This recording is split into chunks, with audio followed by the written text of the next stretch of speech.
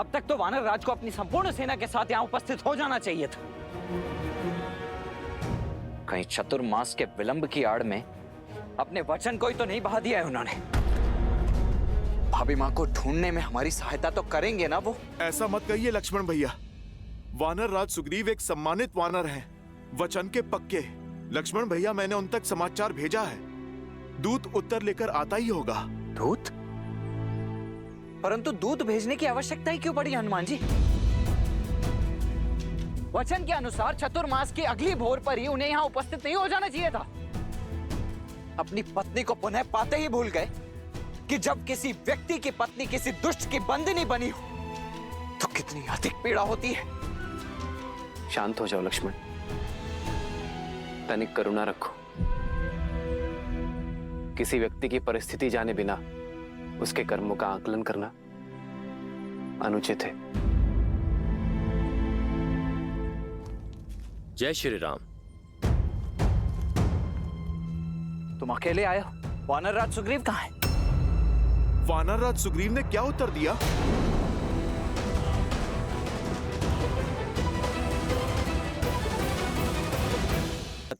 जब संदेश पहुंचा पाता वीर हनुमान, मैं किष्किंधा में वानरराज से मिलने की प्रतीक्षा करता रहा, किंतु उन्होंने मुझसे भेंट ही नहीं की। भेंट ही नहीं की?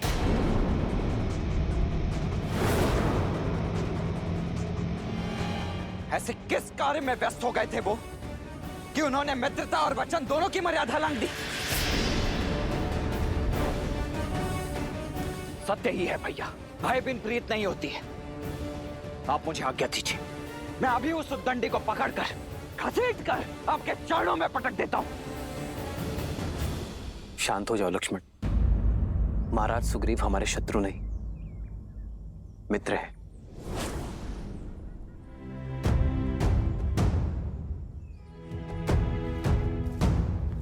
हमें अधीरता में आकर कोई अनुचित निर्णय नहीं लेना चाहिए। कदाचित सीता की खोज की तैयारी में वो व्यस्त हो। प्रभु, आप मुझे आज्ञा दीजिए, मैं स्वयं जाकर वानर राज को लेकर आता हूँ। संध्या होने को है हनुमान जी, और वानर राज सुग्रीव के पास सूर्योदय तक का ही समय है। यदि सूर्योदय तक वो यहाँ उपस्थित नहीं हुए तो भैया और भाभी माँ के सौगंध, इस लक्ष्मण का क्रोध सुग्रीव और किष्किंधा दोनों को भस्म कर देगा। लक्ष्मण भैया, आप धैर्य रखिए, हनुमान के होते सब शुभ ही होगा। हाँ लक्ष्मण, सर्वप्रथम व्यक्ति को समझना चाहिए, उसकी विवशताएं हो सकती है। हनुमान, तुम जाओ और उन्हें सूचित कर दो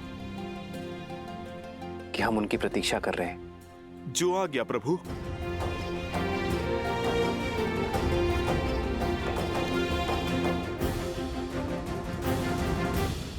मन ही महु किन्ह प्रणामा, बैठे ही बीती जात निसी जामा। श्री राम।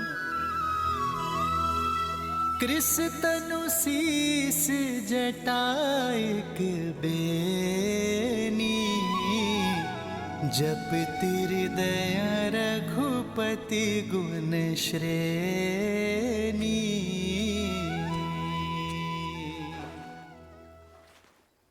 श्री राम के आने का कोई संकेत मिला? मैंने प्रयास किया, बिना किसी को भनक लगे सूचना निकाल सकूं। लंका की रक्षिका लंकनी से भी पूछा, लेकिन कोई सूचना नहीं। सीता, मेरा संदेह उचित था। इस स्वर्ण लंका में कोई भी पग नहीं रख सकता। राम के आने का कोई संकेत नहीं है, कोई आशा नहीं है। निराशा के बादल कितने भी घने हों, लेकिन आशा की किरण उन्हें चीरकर बाहर निकल आती है। जानती हो, मैंने कल रात क्या स्वप्न देखा?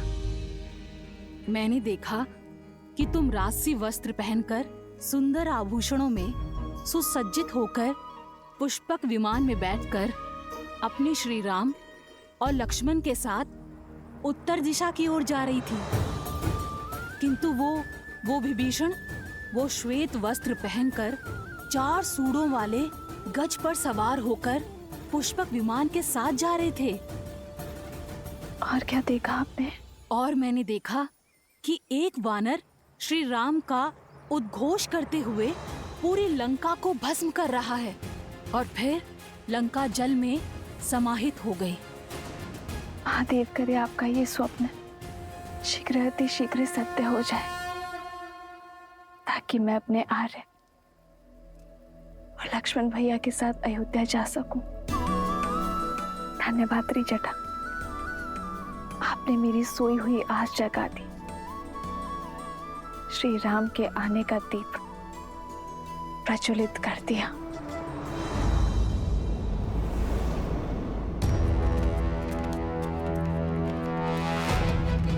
महाराज सुग्रीव, महाराज सुग्रीव, महाराज।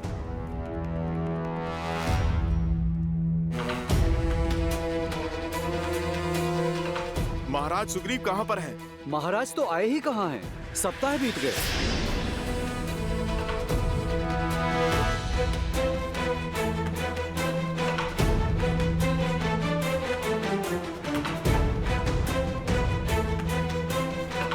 क्षमा कीजिए भैया, किंतु मेरे मन में एक शंका है। कहो।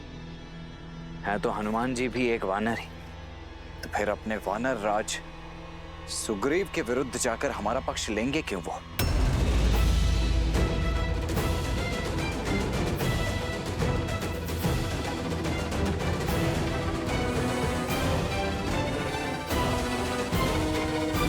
वर्षा ऋतु आरंभ होने को है।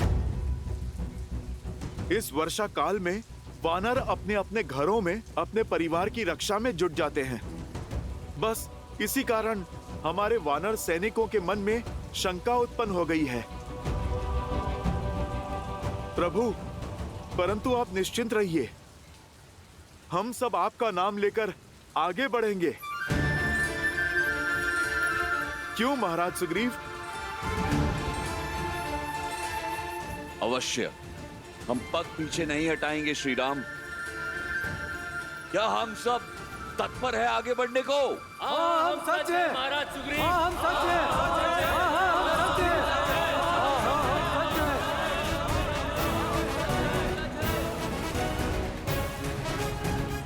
अब बाढ़ आई या भूचाल, किसी भी हाल में हम रुकेंगे नहीं। भैया, अब चाहे कुछ भी हो जाए, हम भाभी माँ को खोज कर ही रहेंगे। लक्ष्मण,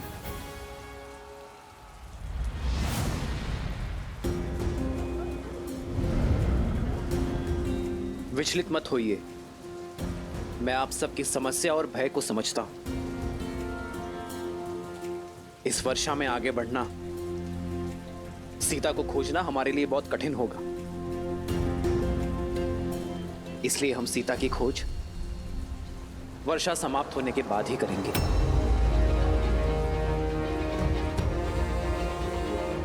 तब तक आप सभी वानर सेना अपने परिवारों के साथ अपने घरों की सीमा में सुरक्षित रहिए। महाराज सुग्रीव, आप भी किष्किंधा लौट जाइए अपने परिवार के पास। आप एक राजा हैं मित्र, और एक राजा का धर्म है कि शत्रु हो या प्रकृति, आने वाली विपत्ति का वो बलपूर्वक सामना करे। मेरी यात्रा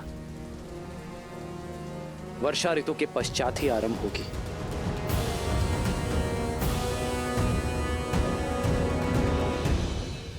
जो आज्ञा श्री राम।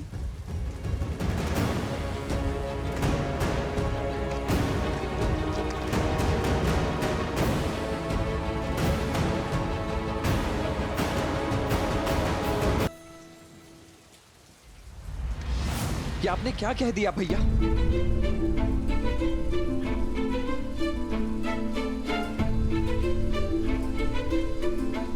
वीर पुरुष ऋतुओं के बदलने की प्रतीक्षा नहीं करते हैं, वो तो ऋतुओं को अपने अनुसार बदलने के लिए विवश कर देते हैं। भाभी माँ वहां ना जाने कितनी पीड़ा में होंगी भैया। आपकी बाट जो रही होंगी और आप यहाँ कह रहे हैं लक्ष्मण, ये प्रतीक्षा हमें हमारे लक्ष्य की ओर और निश्चय देगी। तुम्हें क्या लगता है लक्ष्मण, इस संसार में मुझसे अधिक किसी को सीता की चिंता होगी? क्या इस ब्रह्मांड में मुझसे अधिक किसी को सीता से बिछोह की पीड़ा होगी? मैं हर क्षण सीता की कामना करता हूं लक्ष्मण। अब यदि एक क्षण भी मेरे मन में सीता को खोने का विचार आया तो मेरी सीता के स्मरण में इस राम के प्राण चले जाएंगे लक्ष्मण।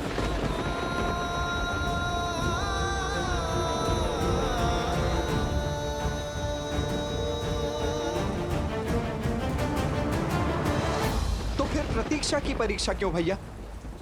यही समय तो पुरुषार्थ का है। पुरुषार्थी स्वार्थी नहीं हो सकते ना लक्ष्मण। महाराज सुग्रीव हमारे मित्र हैं और उन्होंने हमें यह वचन दिया है और इस वचन को पूरा सैकड़ों वानर सैनिक करेंगे।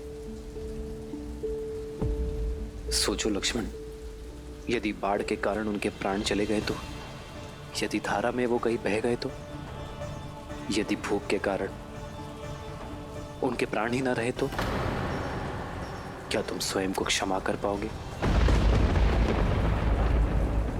मेरे और सीता का प्रेम इतना स्वार्थी नहीं है लक्ष्मण कि हम किसी निर्दोष के अंत पे अपने मिलन की नींव रखें। अपनी पत्नी को पाने के लिए मैं किसी और की पत्नी को विधवा होते हुए नहीं देख पाऊंगा लक्ष्मण।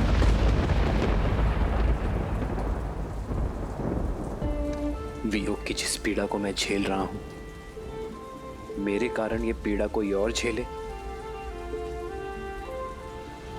ये लांछन मैं सह नहीं पाऊंगा लक्ष्मण।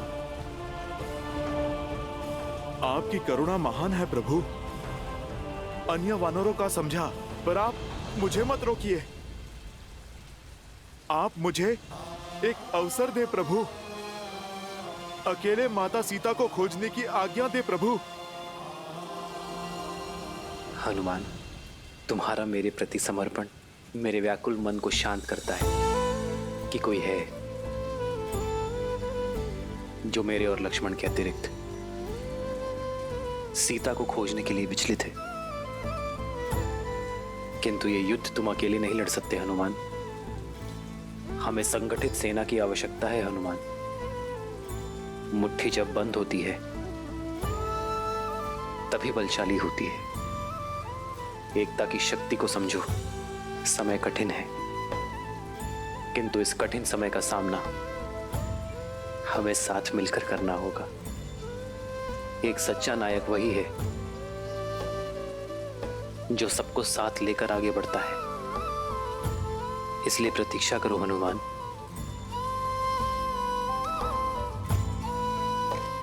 मुझे पूर्णतः विश्वास है मेरी सीता जहां भी होगी, महादेव स्वयं उसकी रक्षा करेंगे। और तब तक हर पल कैसे बिताएंगे आप भैया? इस प्रतीक्षा में बिताया हर एक पल मेरे साहस और मेरे निश्चय को और बढ़ाएगा लक्ष्मण। सीता से मेरी मिलन की इच्छा को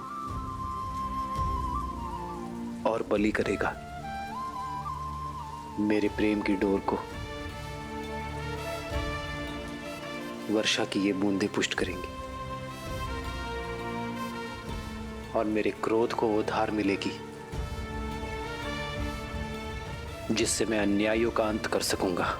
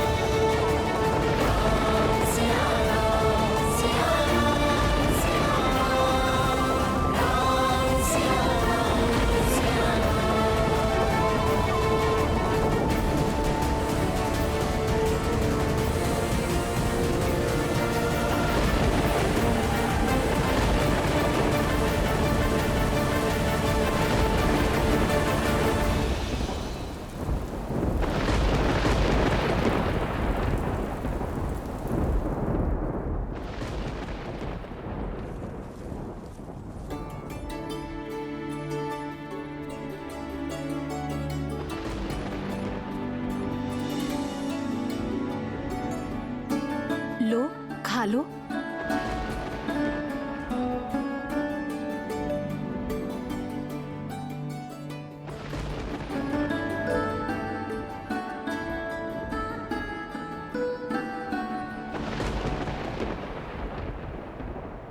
श्री राम।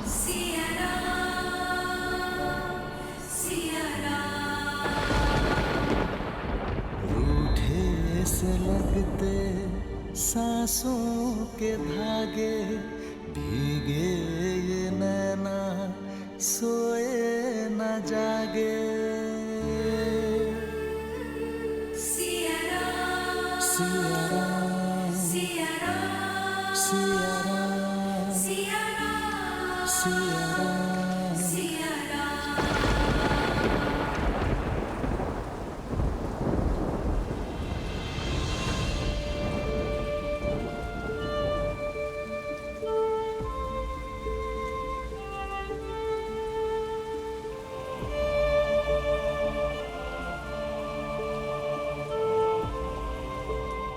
जो संसार को सुख समृद्धि प्रदान करते हैं, लक्ष्मी नारायण के वही अवतार पीड़ा में है महादेव। श्री राम और देवी सीता के जीवन से ये विरह के मास कब जाएंगे? मिलन का वसंत कब आएगा?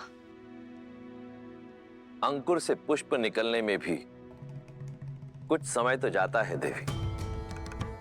फिर ये तो मिलन का वसंत है, समय तो लगेगा, धैर्य रखना होगा। किंतु ऐसे विकट समय पे कोई धैर्य कैसे रख सकता है महादेव? जैसे मेरे प्रभु श्री राम ने रखा। धैर्यम सर्वत्र साधनम। धैर्य से सब संभव है, सफलता भी। मेरे प्रभु श्री राम के जीवन का प्रत्येक पड़ाव, प्रत्येक कार्य केवल धर्म और मर्यादा की स्थापना के लिए है, और ये सब धैर्य के बिना संभव नहीं। वृक्ष को काटने के लिए कुल्हाड़ी को सैकड़ों चोट सहनी पड़ती है, परंतु रुकती नहीं। उसी प्रकार जो मनुष्य विषम परिस्थितियों को देखकर अपने घुटने टेक दे, जो बाधाओं को सामने देख अपने धैर्य को त्याग दे, सफलता उसे कभी प्राप्त नहीं होती। एक सच्चे नायक में सबसे बड़ी शक्ति होती है उसकी आशा, उसका धैर्य। और फिर ये तो परीक्षा ही धैर्य और विश्वास की है, जहां एक ओर श्री राम ने विषम से विषम परिस्थितियों का सामना करने पर भी अपने धैर्य को नहीं त्यागा, वहीं दूसरी ओर श्री राम के प्रति देवी सीता का विश्वास दिन प्रतिदिन अटल होता जा रहा है।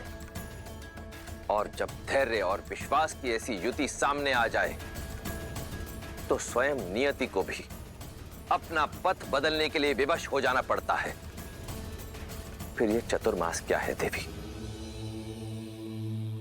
मैंने समुद्र मंथन में उत्पन्न हुए हलाहल का सेवन केवल एक बार किया था, परंतु मेरे प्रभु श्री राम इस विरह रूपी हलाहल का सेवन हर क्षण, हर दिन, हर समय कर रहे हैं। अब तो प्रेम रूपी इस मंथन से उपजे विरह रूपी हलाहल को पीने के पश्चात ही मिलन का अमृत प्राप्त होगा मेरे श्री राम को। चतुर्मास के मेघ छटने के बाद देवी सीता को खोजने का मार्ग प्रशस्त हो जाएगा ना? जो सरल हो, वो मेरे प्रभु श्री राम की यात्रा नहीं हो सकती।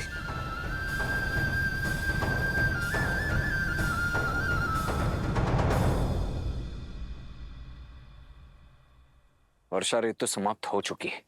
शरद ऋतु को आरंभ हुए भी 2 दिन बीत चुके हैं।